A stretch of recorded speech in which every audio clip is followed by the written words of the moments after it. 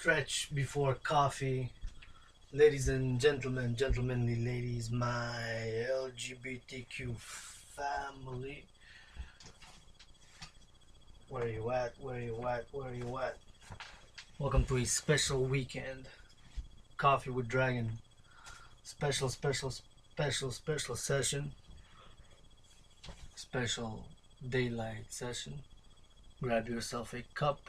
We're gonna have a last weekend cup of coffee before the New Year's 2018 finishes and the New Year 2019 begins. Before I'm gonna pour myself a cup, it's a special holiday cup of coffee, Santa's Krog Todd or something like that. Actually, it's Santa's Toddy. Just playing. Pretty good, like it. And what I like even better is that it was even 30% reduced, and as I'm living still and closing the year, still in a financially precarious situation, with $11,000 in debt, but unfortunately paying a monthly interest of about $80 a month, which kind of is no good, negative plus bad. Looking to remedy that situation with a budget, which I'm gonna start January 1st. Cheers. A blessing on the coffee and advocating for fair trade, coffee trade.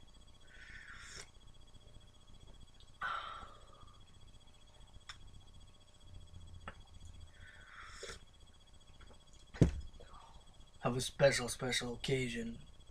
I've cooked earlier today, started cooking early, but it went into noon, so I had a breakfast lunch. No, it is not a burger, it is a bagel. Prefer bagels, and if they would be more affordable, or myself would be in a better financial situation, would actually purchase more bagels.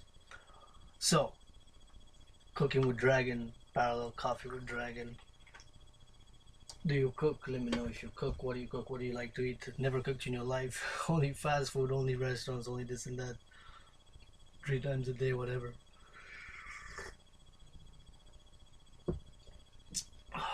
So,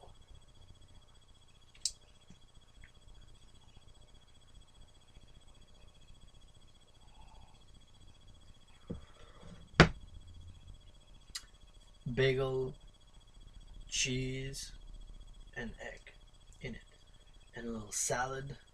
It's actually the red, white, and green is actually radish and green long onions with a little bit of mayo. So, cooking. First, I put in a pot. I cut, actually, there was in the egg, there's also a cucumber, a special English cucumber, which actually was put underneath. And the eggs were above. Did it for 2, did it for my sister, friend, and oftentimes teacher. Also, so cooked for 2, so 6 bagels, 3 and 3.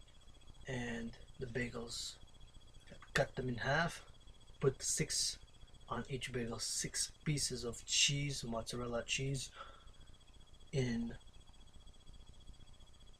approximately the same distance between each piece of cheese, which was more or less an inch wide and thick, and square inch, let's say, more or less.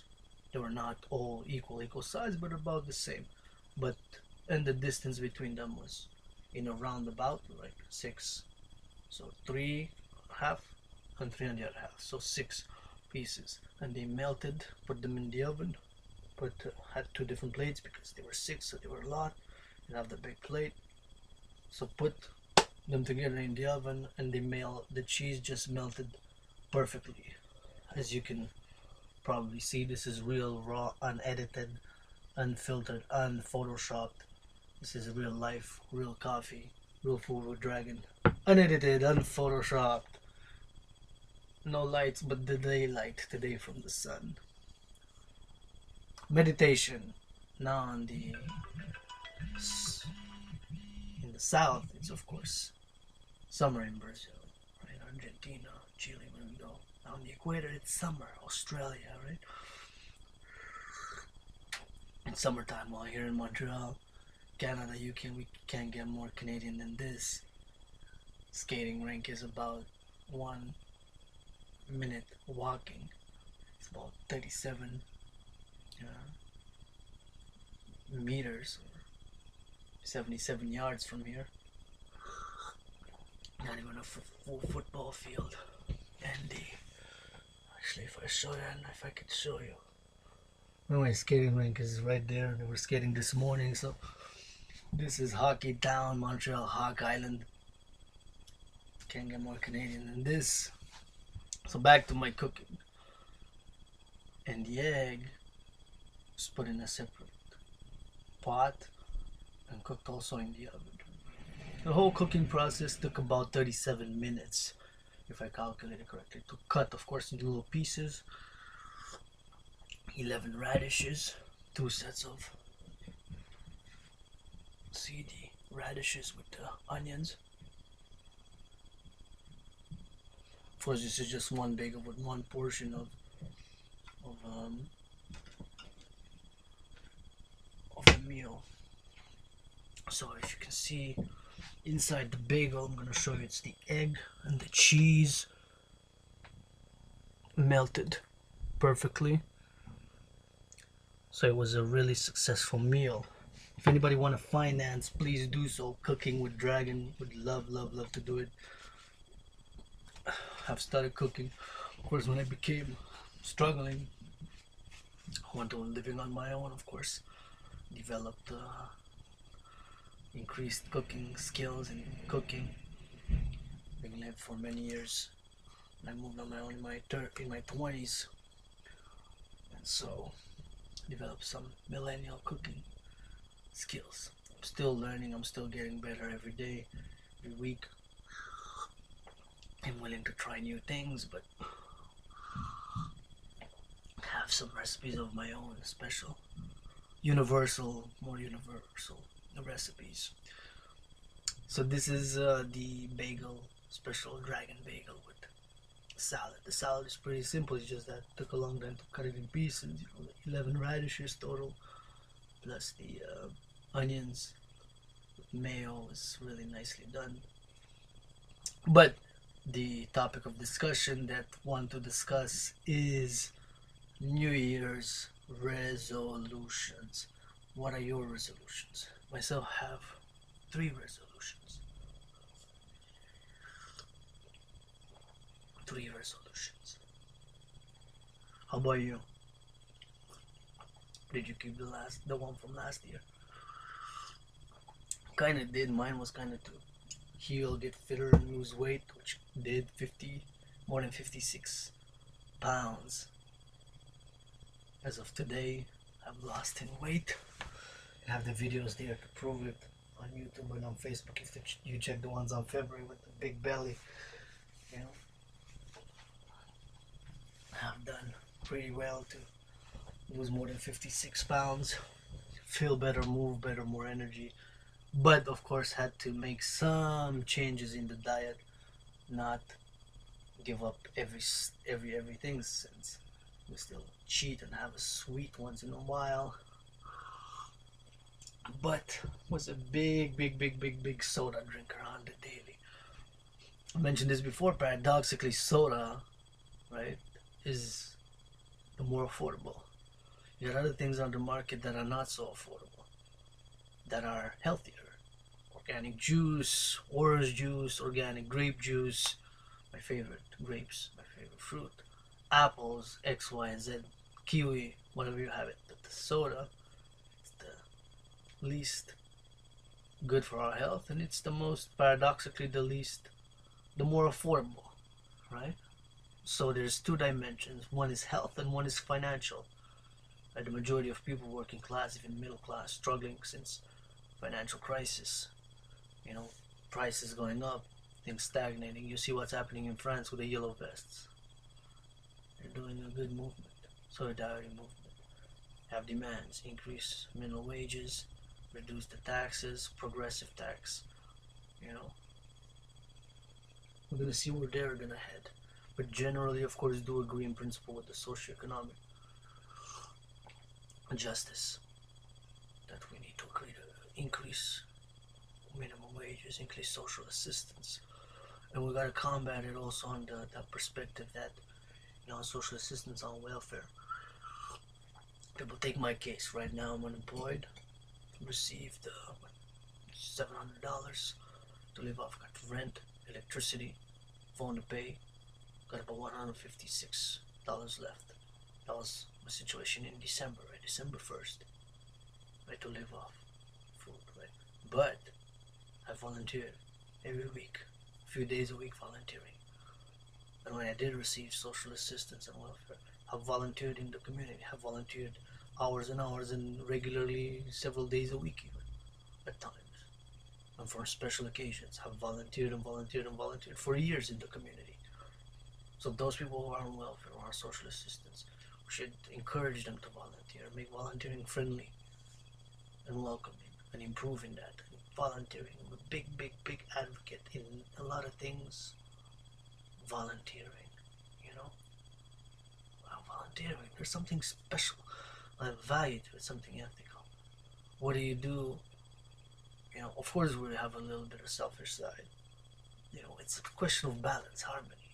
Our egos with our past and where we want to move forward towards healing, recovery, transformation, joy, strength, of course, security, prosperity, and definitely love, right? Love. We want to be loved.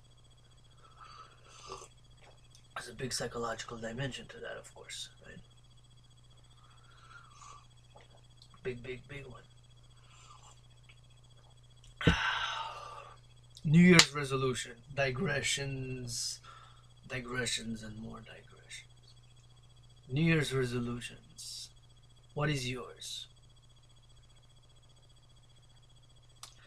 I'm gonna take a speculation that one of the biggest is losing weight. The other ones is making more money. Probably in the top 10, losing weight, making more money, and maybe finding love, a partner, or something like that. I don't know, on the top 3. Mine this year for next year are basically 3 resolutions.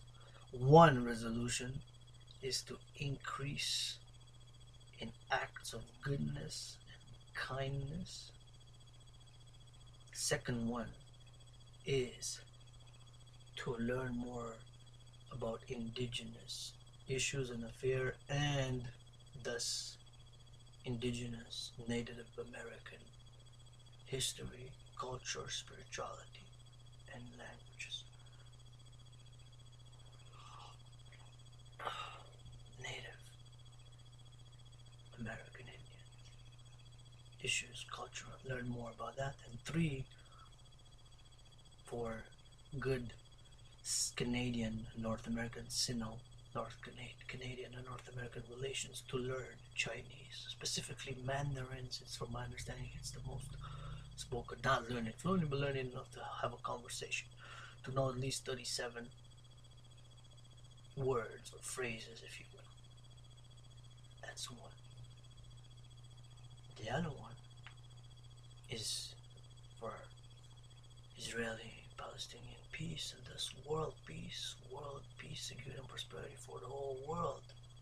Peace and security. To learn some Hebrew, although no Hebrew, a little bit, very, very limited. Know the alphabet, let's say, and some words, just like in Arabic. Learn Arabic. Right?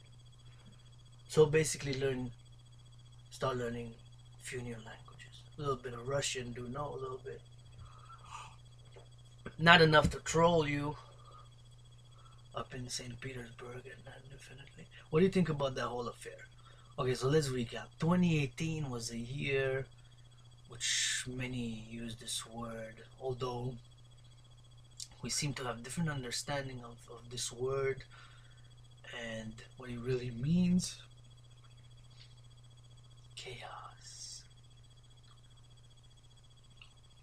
What is chaos? What is 2018? Many have categorized as a year of increasing chaos. Was ist das? Sequester, what is that?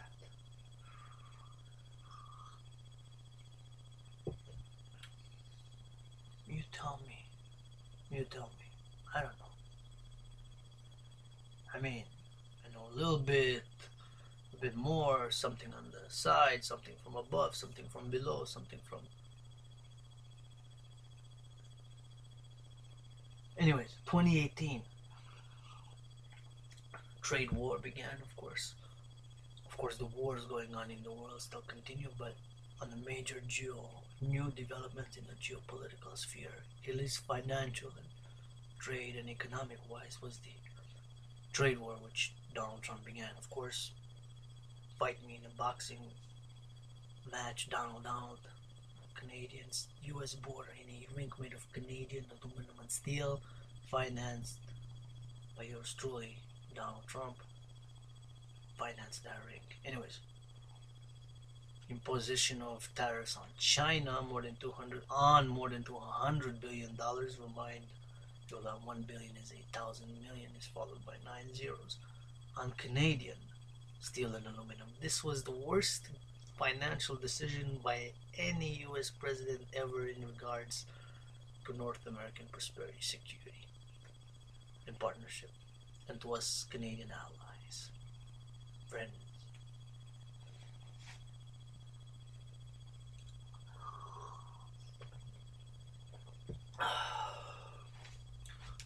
I was talking the other day. I was invited in a Christmas. I won't say exactly where. I was invited to an event for Christmas. You know, and, met a new friend. Made a new friend. Could say she was a different generation than me. You know, more older if you want, boomer maybe. You know, in her late mid-50s. Between 50 and 60, it doesn't really matter.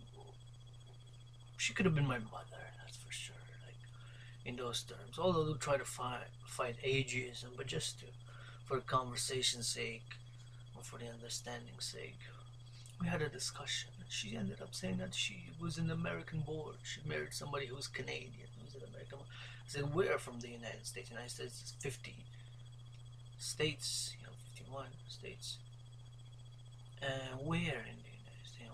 Could have been east, west, north, south, central. That's where in the United States from. She said Maine. And I said, it's basically walking distance. Meaning to say, right, that from here, from Montreal to Maine, we got Maine, New York, Vermont, all the states. Quebec, we're in the province of Quebec because we got provinces in Canada, 10 provinces, 3 territories, like 13, if you want, political entities within it. We're more of a confederation, so different political system, but there's many similarities. But we're more the confederation type of political system, while the United States is more of a federation, meaning basically in political science one would define it as the main core fundamental essence of the distinction between confederation and federation would be that confederation is more decentralized. There's more authority to the different political entities, such as we have provinces in Canada. United States federation means that there is more central power. Although this is not necessarily the case in actual practice, and this because of X, Y, and X reasons, but generally this is what it is. A federation has more centralized authority power, while a confederation has a more decentralized authority and power. And this comes in historical examples, different confederations, X, Y, Z. And this, I'm not going to go into that. But generally, That's what's up. That's the deal. Confederation, Federation. So back to the discussion had with the lady. Said we're basically. She said it's from Maine. I said, well, we're basically walking distance. She laughed and meditated, and I said upon the truth. I said, listen, me, I'm a world citizen, but I'm Canadian. I said, at the end of the day,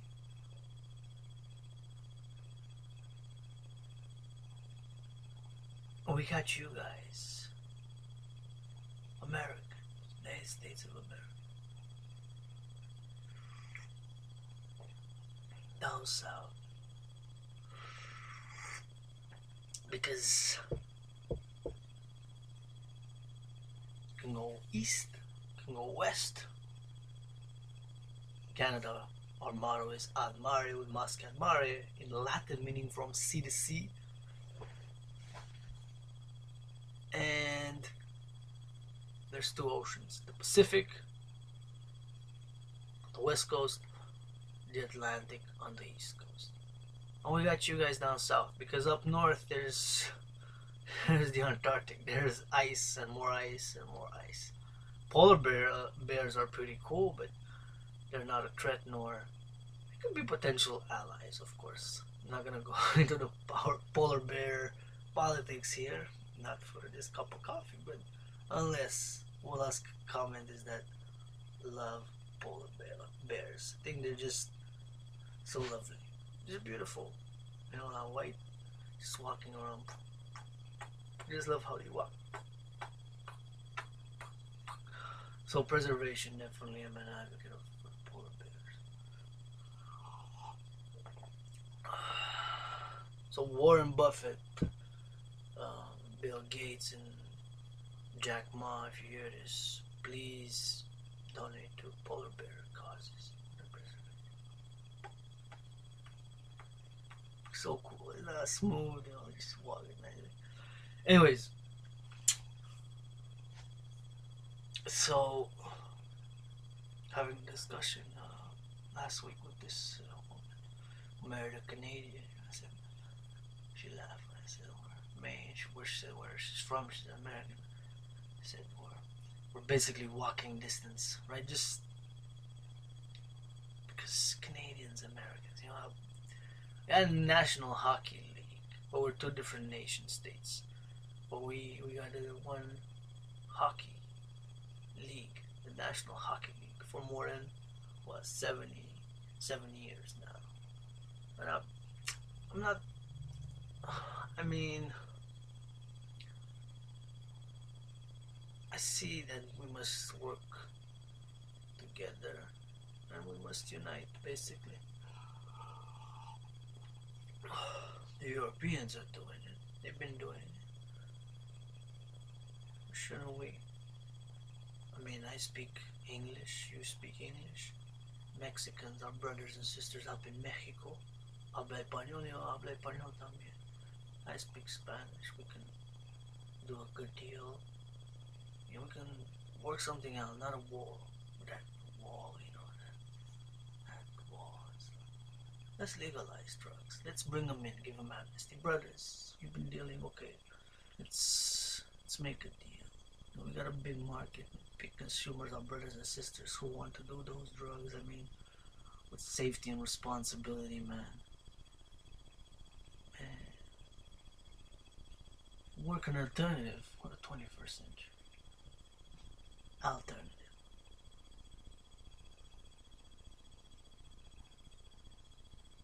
I'm French, of course, speak French also. Live in a predominantly French province. Montreal is pretty half and half. Pretty bilingual. They're European, in the EU. Why shouldn't we have a North American Union? Right?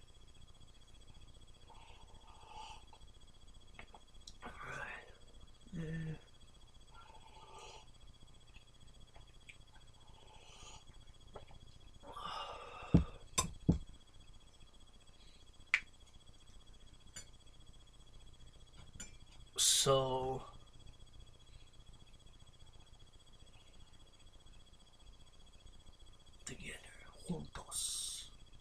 hermanos, hermanas, Mexico.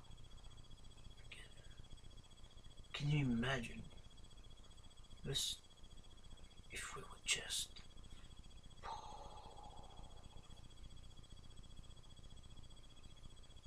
could just see my vision for North America even. Whew. Let me tell you something. Boom, boom, boom, boom.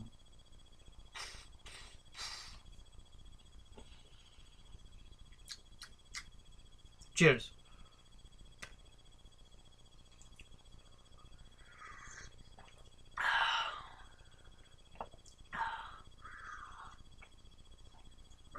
So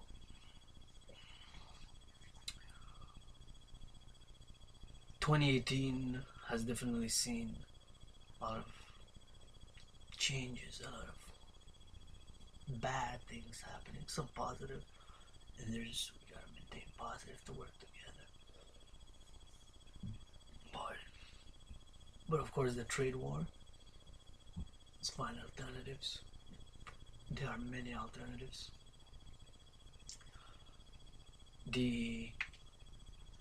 Recently, of course, in December, the Huawei affair was also big news, although it happened in the last month, December 1st actually, so first day of the last month of the year.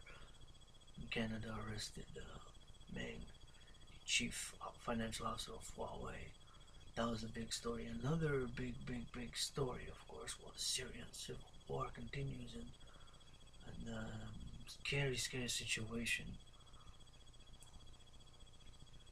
Withdrawing the troops, United States at this point, don't think it's a good idea actually. Anything before we defeat Islamic State terrorists, aka ISIS, although because of my forgotten goddess, do not use that appellation, the Islamic State Caliphate or Daesh or Caliphate, terrorist caliphate. It seems that they have resurged, so maybe they were in hiding, so actually at this point I think that it would be better to actually form a military coalition with NATO and Israel and willing African allies and allies from Central and South America to defeat those alright, so guys,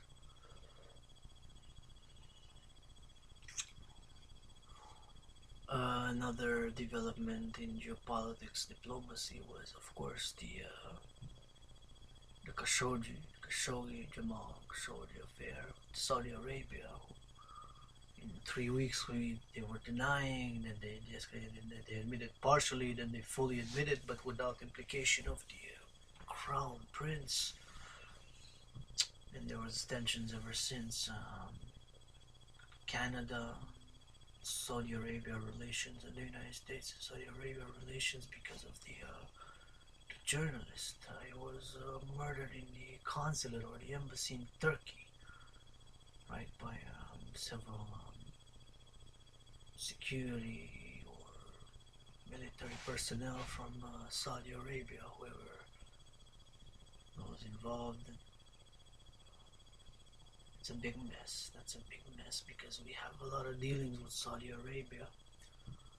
Remember last month here, we have a cultural center in Montreal where I have there was different movies from different countries, and I happened to see one from Saudi Arabia. And it was just after during those days that when that event happened. A great movie. Maybe 10-year-old movie, 2009 or 2011, maybe 2010, maybe even. Wajah was called. And the movie about Saudi Arabia and a little girl, the cultural, religious aspects and the political aspects, political, social, cultural aspects of Saudi Arabian society, with the middle class, the upper class, the lower classes, the immigrants. And there was a lot of different issues. There was, of course, romance, but was this story about a young girl. I think it was 11 years old, maybe 13, maybe. Her age is it specified her age? 11, let's say. Let's say that we're around the 11. Take 2 or add 2 years or 3. Around 11. And her desire to have a bicycle and ride a bike, right? And then the obstacles and with her mother, obstacles in life and the interaction outside of the house and inside of the house, and aspects of Saudi society which were explored in the movie, which was I have to say that it was in Arabic. It was an original Saudi German production, and it actually was filmed in Saudi Arabia, in Riyadh, I believe, in the capital, or close. Yeah, because the movie was fully in Arabic, Saudi Arabian Arabic. So with the translation, so how accurate the translations were, then was with my sister, so did not have somebody who could accurately translate or say that they mistranslated, and this is a cultural thing, and this is some more different things. But nonetheless, it was a good movie to recommend it strongly.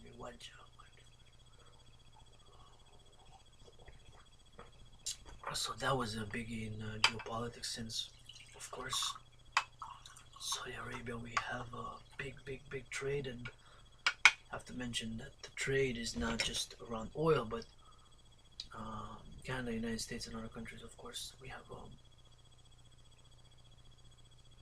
our financial dealings involve our security issues, basically military security, military hardware, planes, equipment, gadgets, uniforms, stuff like that. But Canada is only in the millions and not billions of dollars. So these are huge macro level financial, business, commercial dealings of trade. So that's something also which is still in crisis mode. It is, of course, not fully resolved today, December 30, 2018, according to some. Because, of course, the year calendar is according to the supposed birth of Rabbi Jesus of Nazareth. And of course, our Arab brothers and sisters, Saudi Arabia, for example, Egypt, Syria, Libya, Tunisia, Yemen, Oman. From my understanding, these countries use both our calendar for business and tourism and other political purposes, but also their own calendar, which is, believe it's either been the birth of Muhammad, and correct me if I'm wrong, meant to be, and for dialogue and for cooperation for world peace, security, and prosperity with our Arab brothers and sisters in a secular, non-sectarian manner. This I want to underline, in a non-sectarian manner. So our collaboration for world peace, security, and prosperity in a non-sectarian way. So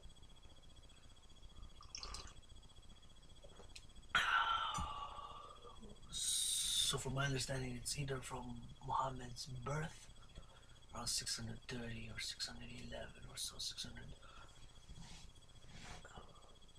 of our era, or from the revelation of Gabriel, right? Because in Islam, the Quran is believed that was transmitted through the Archangel Gabriel to Muhammad. So I'm open for interreligious and dialogue as long as it works towards harming none, and to ensure and to take the double-edged sword of liberty, as heavy as it is, can only lift it together, non-sectarian way.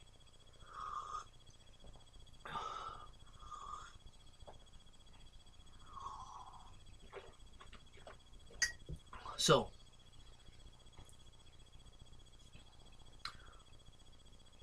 that's ongoing. So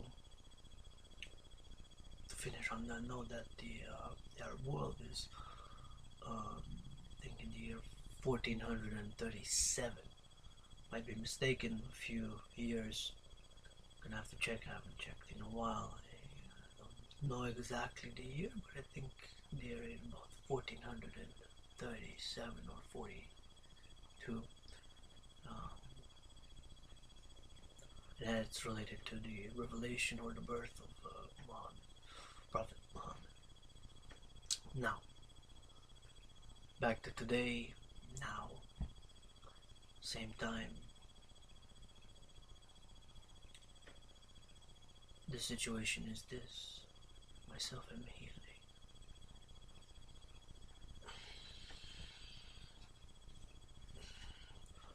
Heal with me. Let's get healed, recovered, become stronger, more joyful, more wise, understanding, and knowledgeable. To work together for a world peace, world security, world prosperity in a non-sectarian way. To ensure liberty and justice for all mankind. I can do it with my poetry, my coffee and philosophizing videos, and of course, down to earth, practical way. More than 7 billion hugs, free hugs to give to all my brothers and sisters across the world. When you see me, you want a free hug,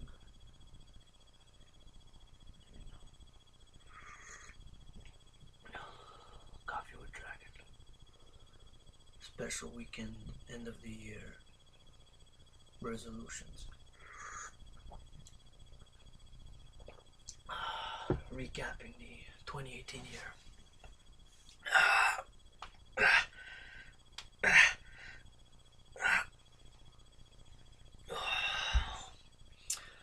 A bit stiff, not stiff, sore.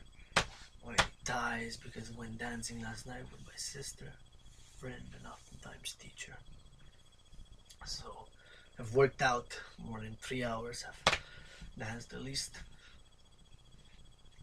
2/3 of that time, more or less. I've danced a lot, so I exercised a lot. More exercise for the new year needed.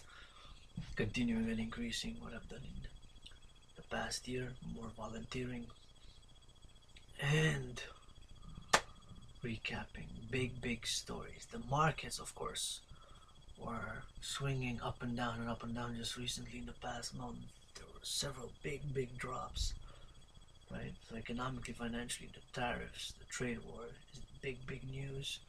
And we also have in the financial economic world the crisis which affected Turkey a few months ago, and also Argentina, the devaluation of their currency. And these are called emerging markets, Turkey and Argentina in world financial terms. Emerging markets. NAFTA, of course, was renamed United States, Mexico, Canada Free Trade Agreement, and the name changed. I said it before that it entails the increased nationalism as opposed to supranationalism, to see each other, myself as a world citizen, a North American world citizen, LGBTQ, North America, together. Sure. There's problems. I got problems. You got problems. He's got problems. Solutions. Alternative solutions.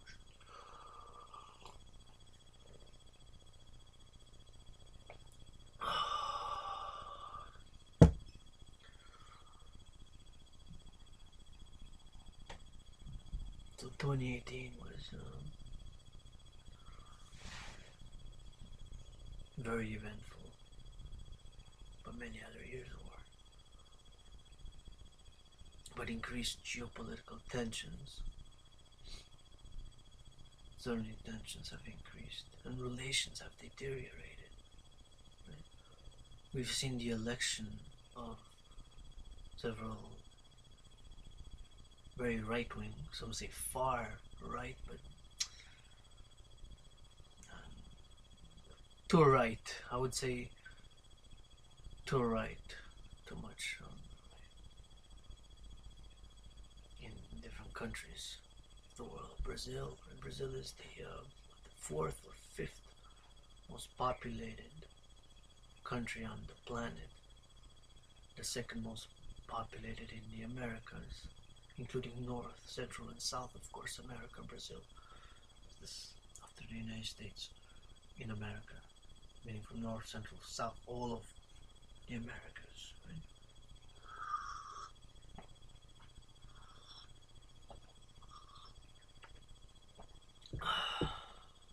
So that aspect. We've seen, of course, on the maybe on a more positive note, now it seems that it hasn't been so well lately. North tensions with North Korea have de-escalated a bit. Some credit this to Donald Trump's more strong rhetoric. What do you think? Is it Donald Trump? Is it something else that was able to make North Korea to de-escalate their missile testing and their agitation and their rhetoric, which was pretty alarming? It got right the beginning of the year in 2018 and November 2017 they were testing missiles and shooting missiles close to Japan and in the Pacific and to South Korea, and their tone was very warlike, very threatening. Remember when, let's say, other unfortunate events is the continuation of wars, of course. Committed to non-violence, peaceful resolution of conflicts, disputes. We had Yemen, it's a tragedy. Saudi Arabia's involvement in proxy like war with Iran, was of course also Syria.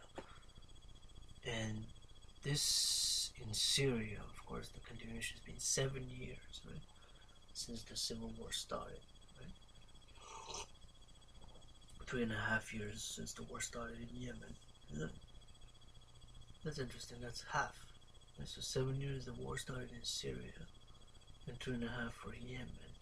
That's half of 7 years, yeah. That's interesting.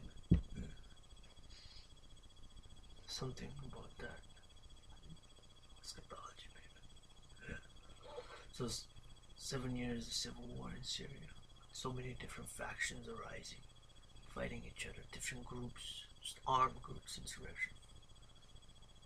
And in Yemen, also a few different groups with mainly two main opponents, but for 3.5 years now. The civil war started. It's basically a civil war, just like in Syria. For the past 2.5 years in Syria, 7. So, in Syria, the turn of events is something else.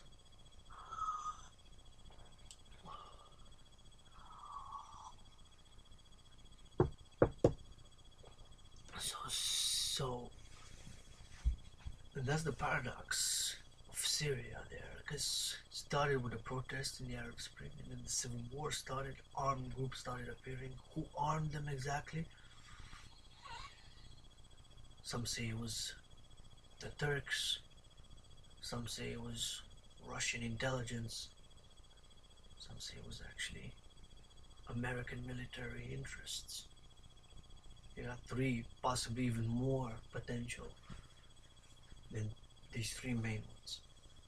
Some say Saudi Arabian interests, others say Iranian, but now certainly after so many years, but those beginning groups that started fighting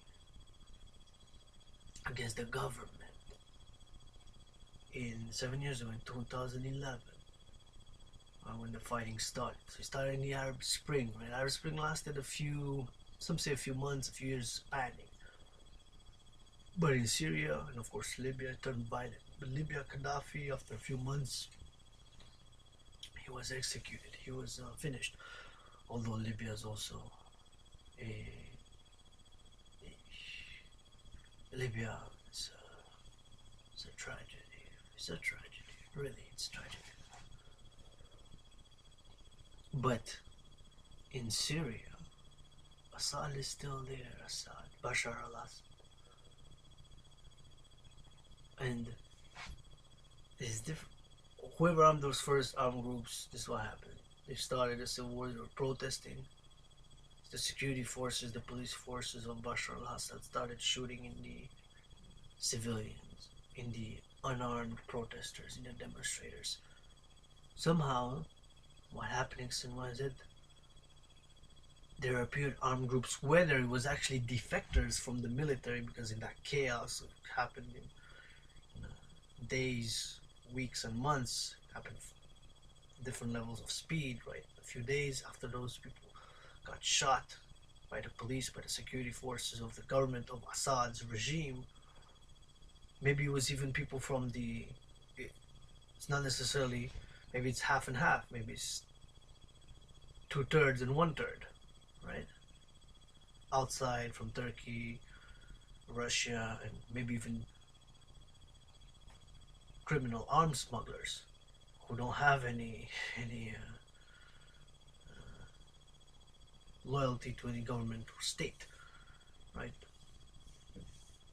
Regardless, you can speculate that somebody knows. There's somebody who knows more than I know, than you know, than we know on different issues, on this issue specifically. Maybe it was even from the government defectors who said, here's 50 AKs, and they started with that. Let's start back, and here's 10 grenades, or here's 156 AKs, and here's 93 grenades, and here's 11 bazookas, and here's 13 flags, or whatever. And they start that group, and then different groups throughout Syria started fighting the regime, started fighting back.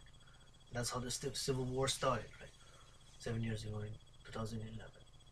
Starting the Arab Spring with the protests, the different protests that started, that began in Tunisia with the immolation of somebody was struggling against government policies. So that's started with his immolation in Tunisia, and then it spread to the Middle East, to the whole Middle East, or in Egypt, the most populated country in the middle, in the Arab world. February 11th is still celebrated. It's called February 17th. February 11th, 2011 was when, after 37 years or something like that, the Hosni Mubarak resigned, gave his power away, and is still celebrated, right? The 11th of February, 2011, so more than 7 years ago. More than 7 years ago. But that was relatively peaceful. There was some shooting and some deaths, but there was no civil war that started in Egypt. Of course, that would have, well, so much population and different, not a terrible, horrible tragedy. So it spread to Arab Spring spread, and in Syria, and this is what we have today. And of course, I'm not gonna use that name, but I'm gonna use the Islamic State. Daesh arose and declared war on the whole world, basically. Right? They remember Abu Bakr proclaiming himself the Caliph, June 2014. Brutality of videos. I've never seen anything like brutal. So War. So terrible.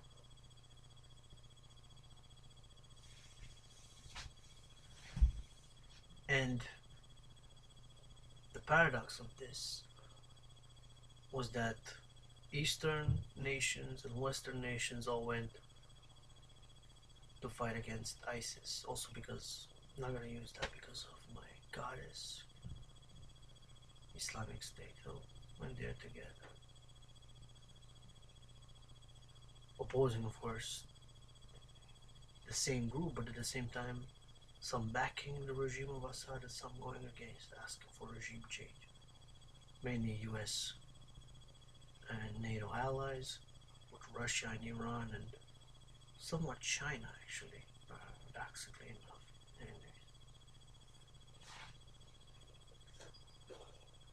And so those developments continued into 2018, Syria being a major point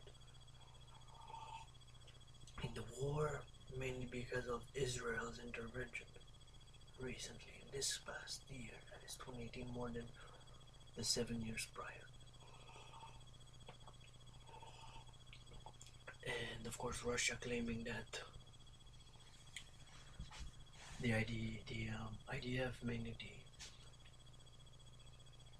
the airstrikes of the Israeli Air Force, inflicted casualties on civilians, and that many of the missiles that were shot from Israel into Syria, which of course Israel claims, and rightly so, to defeat Islamic State terrorists, and threats to their national security and the regional security. Islamic State is of course a threat to the whole world. That's the whole world. They said they're gonna put the black flag, right? Slavery for all. There's no doubt about that. It's not an issue. I'm not gonna even argue. There's no argument there. There's no discussion for me. Other things, discuss, debate, argue, and nada. And ISIS is not.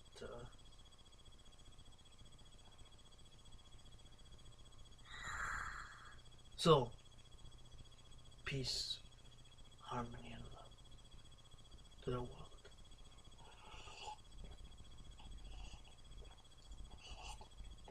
Another biggie, big geopolitical, which was announced in December of last year, if I remember correctly, when it was announced, but the actual move of the U.S. Embassy to Jerusalem, by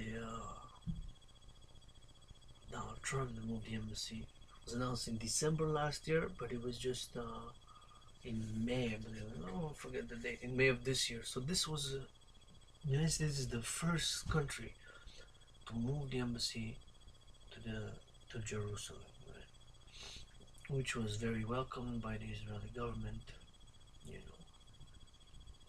And supposedly Romania was the second to have gone with what do you call it? With the transfer of the embassy, but they haven't yet done it, from my understanding. But they were supposed to be the second country after the United States to move the embassy with the government, but then there was somewhere there was very protests in Romania. Paradoxically, the Romanian people from Romania, they have a diaspora. Well, people living outside of Romania, who live in European Union, in Canada, United States, who they decided to go back to protest the situation, the corruption, and which was protests. Which do remember, it was flying in the news, European Union news, and at one point it was in February again. It wasn't this year, it was 2017, I believe. Or was it 2018? No.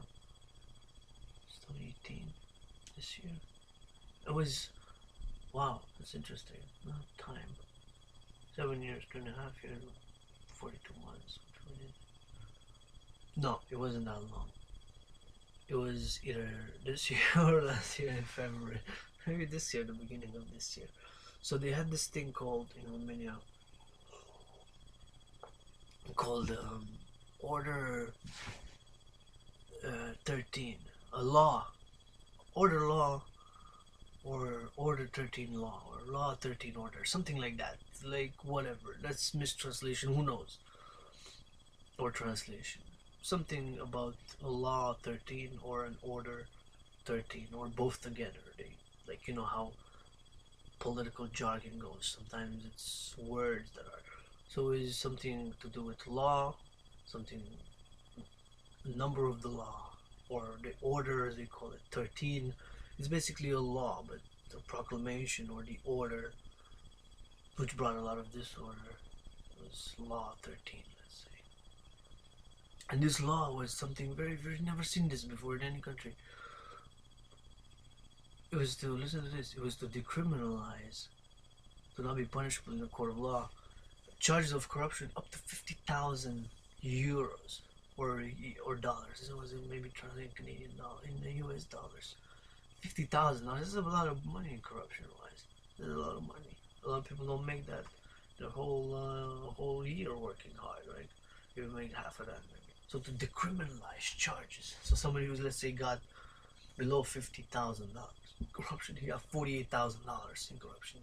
To not be able to prosecute him according to the law. This was, and it was the most. This, they actually voted. It was around midnight or something. A law. This Law 13, Order 13 law, or Order 13 law, Law 13 order, whatever. Something with 13. Number 13, Law 13, Order 13. You get the idea. They voted this Law number 13 or Order number 13, which is a law, or the Law number 13, which is an order. In the Romanian parliament and government, how it works, right? So 13, signifying basically the same thing, that they passed a legislature law at midnight, supposedly in the middle of the night, at midnight, right? Everybody snoring away, you know. So imagine what Dracula would have did with that one. Vlad the Impaler, clacks, clacks, clacks, would have impaled them all. So anyways, this was shocking. Like when I saw it, I'm like, what the it's not even funny. It's disgusting. But it's, at first I thought it was a joke. Then it was serious. I said, it's not. I read it in the paper in Montreal, Hawk Island. I read it in the paper. Romanian Parliament passes Law 13 as an order to decriminalize corruption charges below what's below $50,000. $50,000. So below $5. Yeah, okay, below $5. It's not worth it. You go to college, he got $5. It's not worth it. Going to court, it's gonna cost us more. 50,000.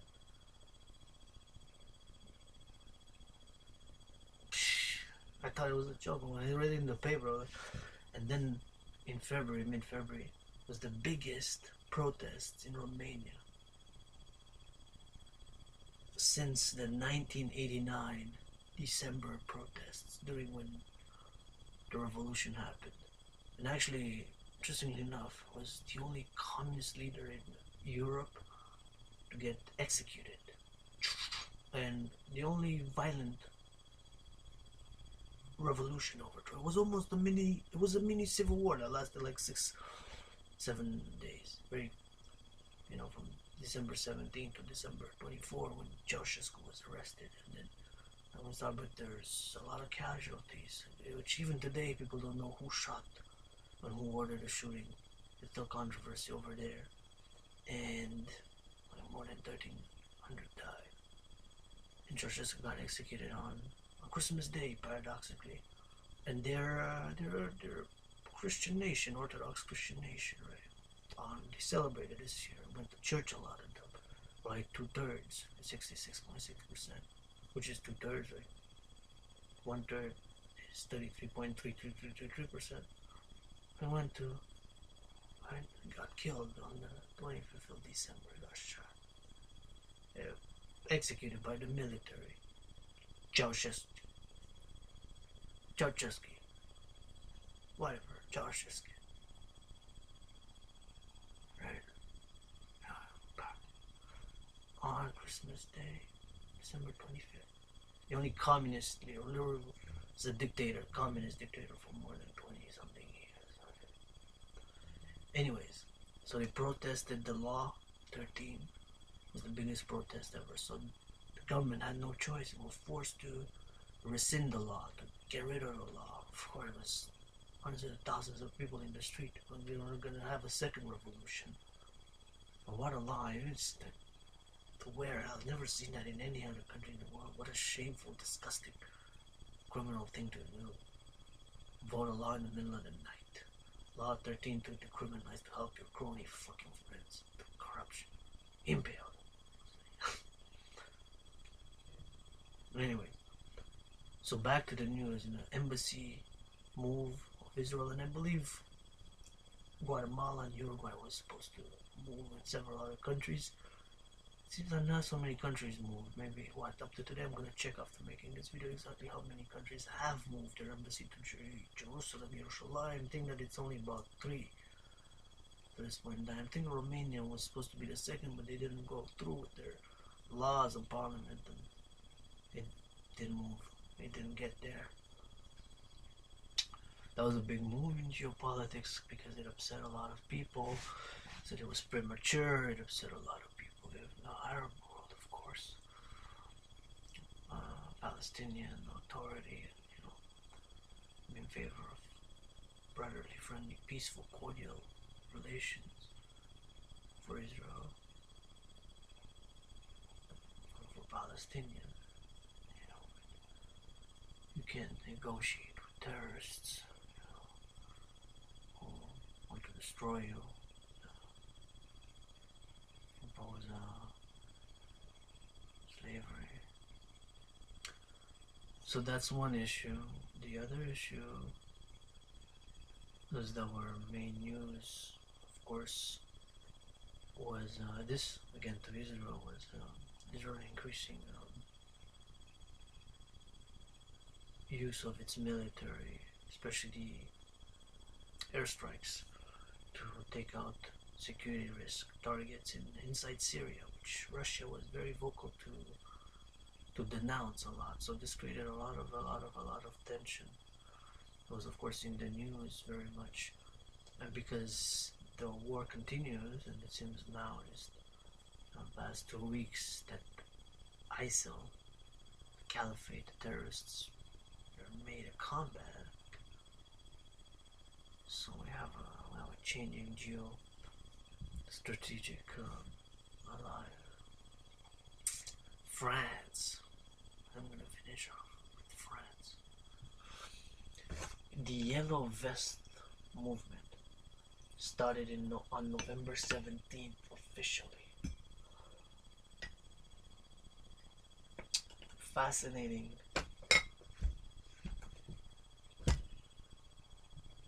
Providential or paradoxical.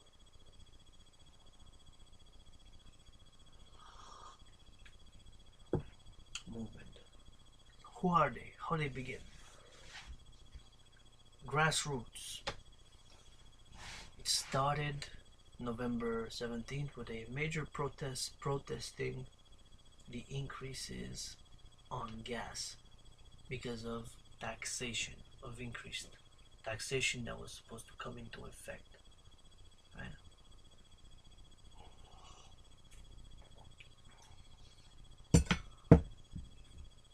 And yesterday was this, what they call, not sure why they do that, Act 7, because each week it's going to be started November 17th on a Saturday, on the weekend. 7 days after, the next Saturday, and the next Saturday, next Saturday, on the weekend. The protests. Jumping.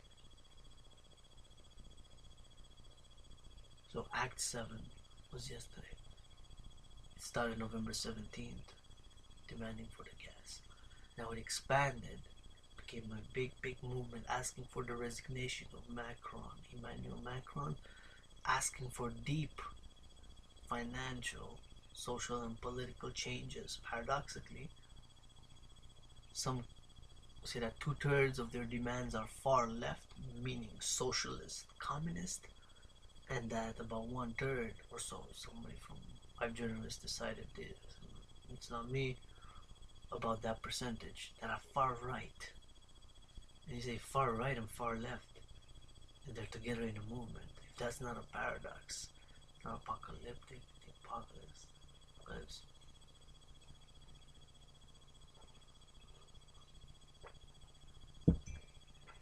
Alright. So what's happening? It has spread. Act 7. It's gonna change the year. It's gonna be Act 8. Right? What's gonna happen in Act 8? Well, we don't know for sure. But November 17th, there were about 300,000 people in France that protested, and then other people joined, and it got to some violence, a lot of arrests, cars set on fire. Paris at one point, they still declared an emergency. So from my understanding, since the Paris attacks by, again, ISIS, I'm not going to use the name of my goddess, we use ISIL, that France still has a what they call national emergency or security, national emergency security law. It's like a special law giving more powers to the police, to the military. So the paradox is this movement, and then you have the police and military with this extra anti-terrorism powers.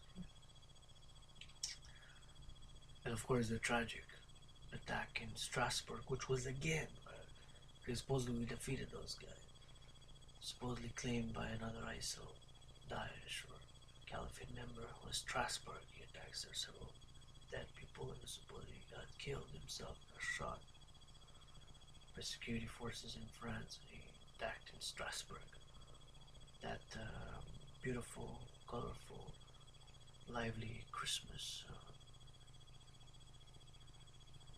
market, I think it was. It was a market, basically. So what's happening with this movement, the Yellow Vests?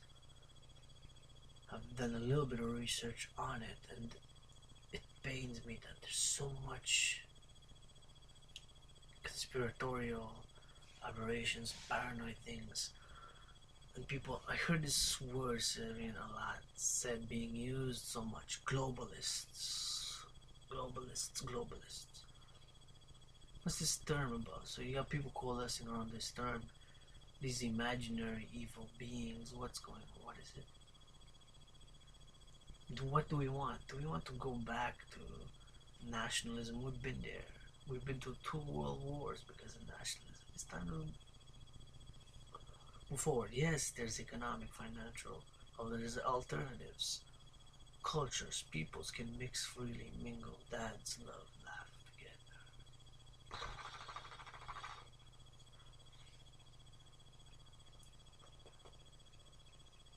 Hopefully.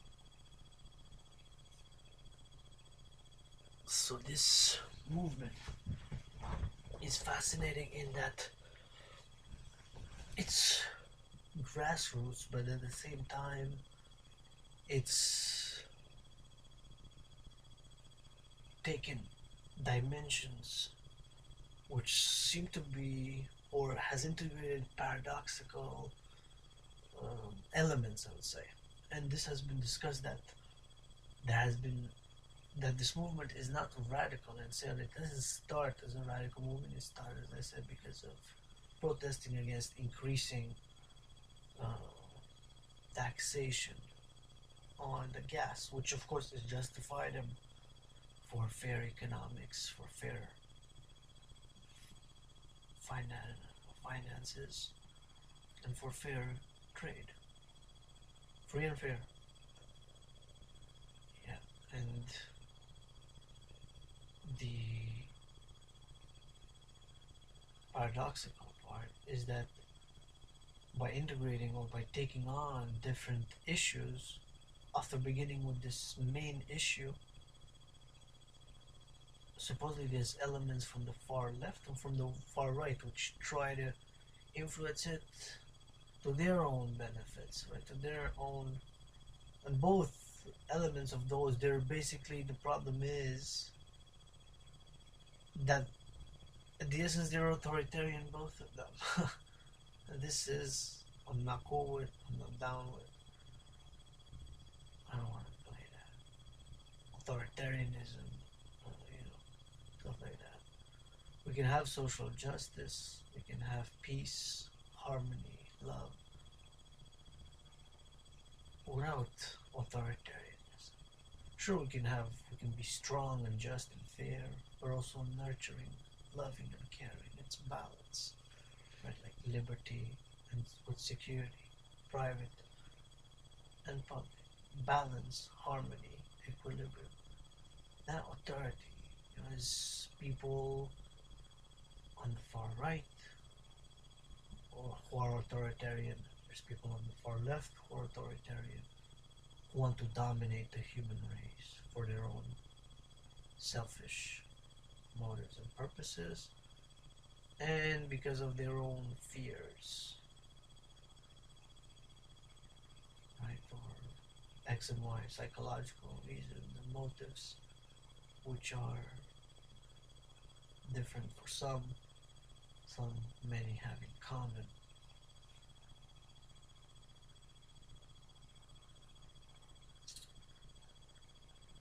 So he's demanding the resignation of Macron. Macron has made concessions. Macron is the president of France. So Macron, Emmanuel, has made concessions, has given in, sort of. I don't like to use that term because it was appeasing or what. He did the right thing. He did the right thing. He did the right thing on that. To say, listen, the people can't take it. The majority, even the middle class, is financially stressed. They're living day to day. Their bills are paid and then they can just live by. They can't save. They can't make big purchases, cars, and things like that. And, they're struggling financially, economically.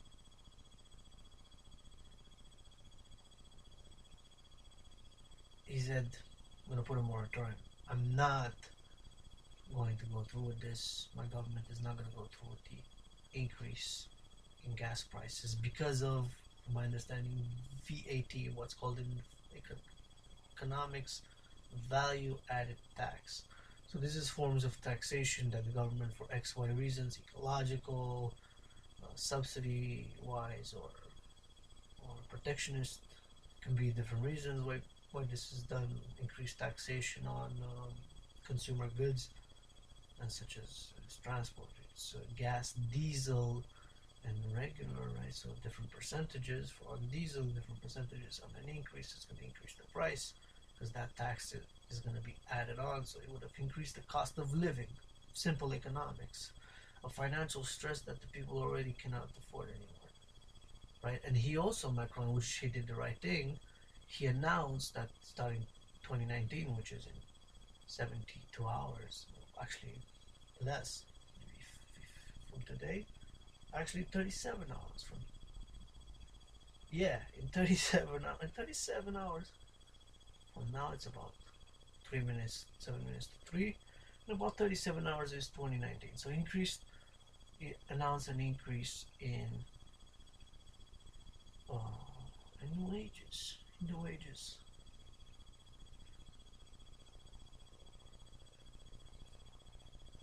And there was this article that I read, and I'll link to the link. Supposedly the movement has slightly a centralized leadership group, and they've made this, it's not really a manifesto, or they might also have a manifesto. I'm not aware of that. Please let me know, because I'm ending on this note, because it's the major development in the past 37 days since November 17th.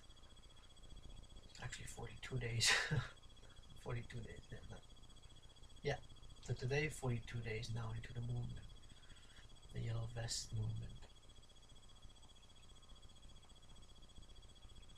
So those concessions, an increase in wages is good.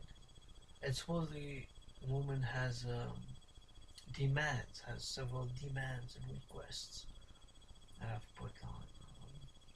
Supposedly 42 directives, it's called, or something like that. We're gonna see. Oh, because I've read I know how accurate that is from Scribe, and it's issued as a sort of like under the abstract notion of the Yellow Vest movement as a whole. And there's very interesting demands. Some of them are really progressive, which I do stand for progressive, of course, socioeconomics, and of course a harmonized, harmonious, what I call in my own theory, harmonious social hierarchy based on philosopher leadership and practical leadership. So Yellow Vests, so we've covered the year with very eventful events. Now Yellow Vests being a major movement, social movement. Elections happening in several countries. Brazil, elections have happened, of course. We have, of course, the Brexit, which I've not mentioned, which is part of the EU, so France. We have elections in Bangladesh. We have, Africa, of course, my brothers and sisters in Africa, in Zimbabwe, with a little bit of turmoil in South Africa, and for a better year, peace, harmony,